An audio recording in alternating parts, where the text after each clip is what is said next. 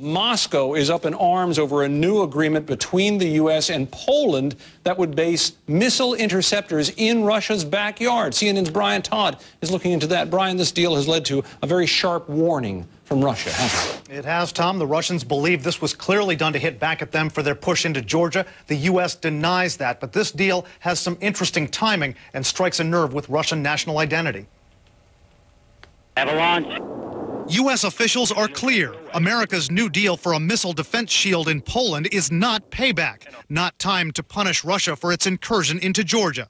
We were going to sign that agreement as soon as Poland and the United States had come to terms, and we've now come to terms. But the Russians believe the timing's not coincidental, that they're being targeted, and they've responded with a strong threat. A top Russian general says by agreeing to put the missile shield on its soil, Poland could be swept up in any potential conflict between Russia and the U.S. Quote, such targets are the priority to be destroyed, possibly, he said, by nuclear weapons. I think he's talking about a war plan, not an actual military operation, and the way Poland would be viewed as essentially part of the U.S. nuclear complex from this point onward. The Russians, observers say, still want to project their influence over territory they used to control, like Poland.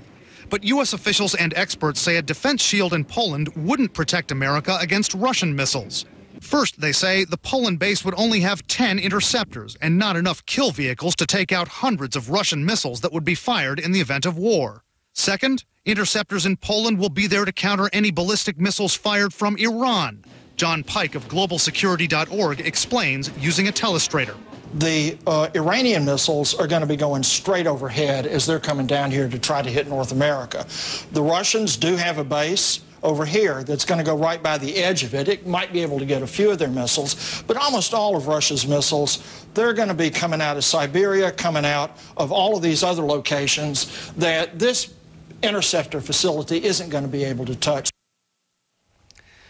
Still, Russian officials hold the line on all of this. They say the U.S. hasn't presented evidence to show that these interceptors wouldn't target Russian missiles, and they say Iran doesn't have the delivery systems yet to launch their missiles over Europe and toward the U.S. Tom. Brian used the word "yet" there. That's important because Iran certainly could get this capability eventually, couldn't it? Absolutely they could. Weapons experts have been telling us for a long time that Iran is developing long-range ballistic missiles. In a few years, they could have those missiles with that range that could target the U.S. All right, Brian Todd, thanks so much for your work.